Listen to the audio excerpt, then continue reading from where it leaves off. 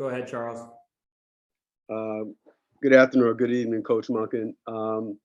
Despite allowing 14 plus potential points to kind of slip away in the first half, coming off of two fumbles, you guys still went into the halftime with a 9-0 lead.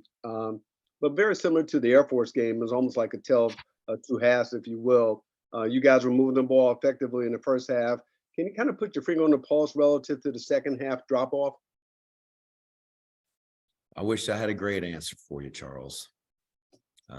They kind of settled into a front, and we hit some plays here and there, but nothing consistent. We had we had the ball in pretty good field position, midfield, and we get a blocking below the waist penalty, which shouldn't be blocking below the waist right there. I don't know why we did, but we did. We tried to be aggressive down there, backed up and got a holding call and got sacked and got a intentional grounding call, and just nothing seemed to be consistent. We'd hit a play and then couldn't hit another one. And it's like you said, in the first half, we moved the ball and got ourselves in scoring position, and unfortunately turned the ball over.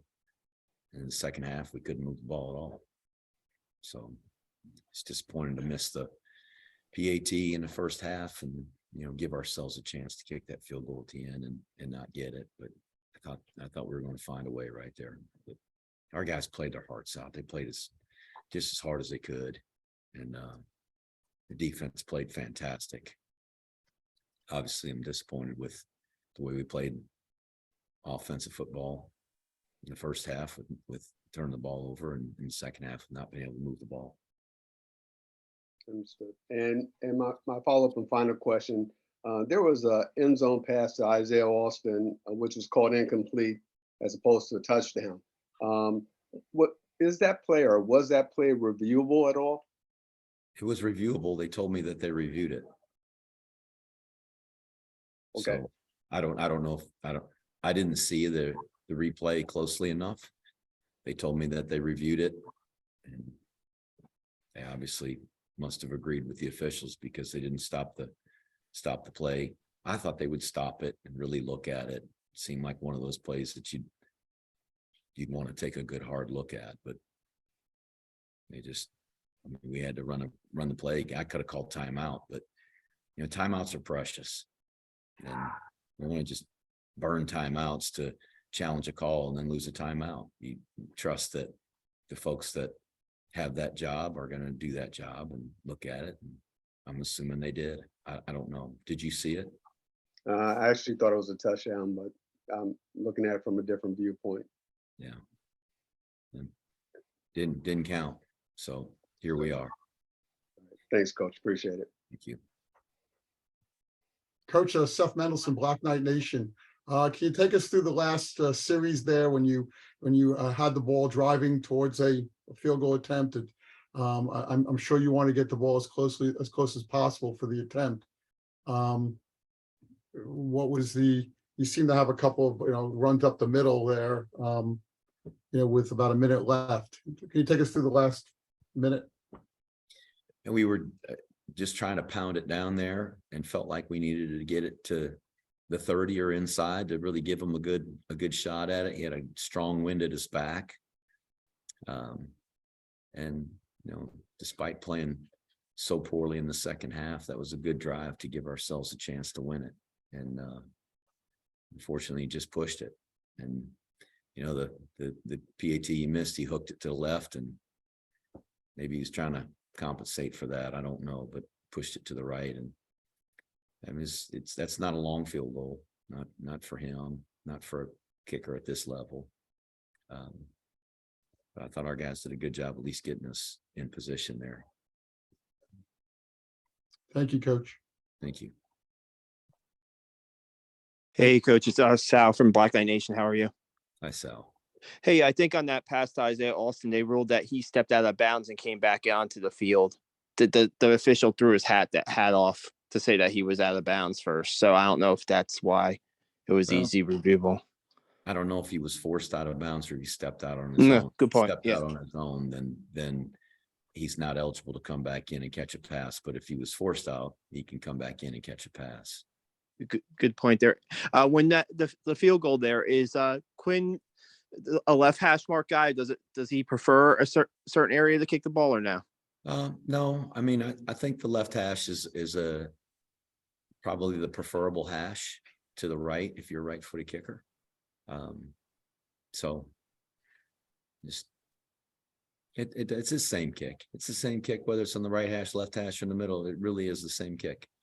You know, the goalposts narrow a little bit. Just the physics of it from one of the hashes, but he had a good look at it, and you know, went out there and took a crack at it. I hate it for him. Nobody's more disappointed than he is. Jeff, Ken McMillan from The Record.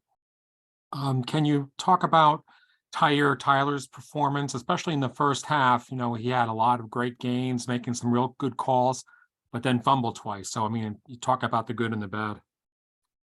He did. He was playing really hard. Thought he did a good job leading the offense. I'm really, really disappointed that we fumbled the ball and turned it over those 2 times. It's you got to try to win the turnover battle. It's a big factor in a game. We didn't do that. So we got some turnovers away from them, but we didn't win the turnover battle. So those were big plays, obviously. Mm-hmm. Can you talk about playing without the likes of Leo and Marquell on defense? Thought our defense played great.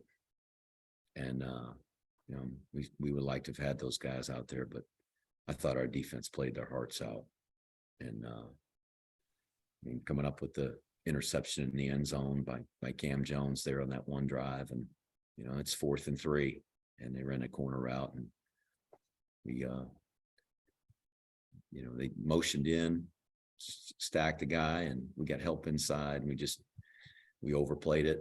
We ended up with inside leverage with the safety. You know, we'd like to have them in outside leverage there, and that's where they threw it. And but you know, to give up 10 points in that game and fight like they did, I thought our defense did a great job, even without those 2 guys. Mm-hmm. Last thing, can you just talk about moving forward from here?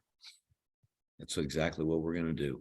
We're going to move forward. We're going to keep fighting. We're going to move forward and go back to Mikey Stadium for senior day and try to play a great football game next weekend against a really good UConn team. And they've been really impressive in how much they've improved from a year ago and how well they're playing right now. Thanks, Jeff. Anything else for Coach Monken? Coach Joe Londergan with Underdog Dynasty. I asked Tyre how he just whether or not he's thinking ahead to maintaining bowl eligibility by winning out, and he said it was taking one game at a time. How do you kind of keep your guys focused on that mindset with you know, needing to win out to reach another? We just need to win next week. That's all that is important, is winning next week, and anything beyond that is of no consequence right now. We got one game, and it's the most important game of the year, and so we're going to try to just concentrate on that and focus on that and go win. Is it any solace that in this game you limited Troy to their fewest total offensive yards yet this year? No. Fair enough. Last question. Carlton Marshall on Troy broke the FBS career record for tackles in this game. Any thoughts on his performance in this one and the career he's had? Congratulations to him. He's a terrific player. He's well coached, and it's quite a feat. Thanks, Coach.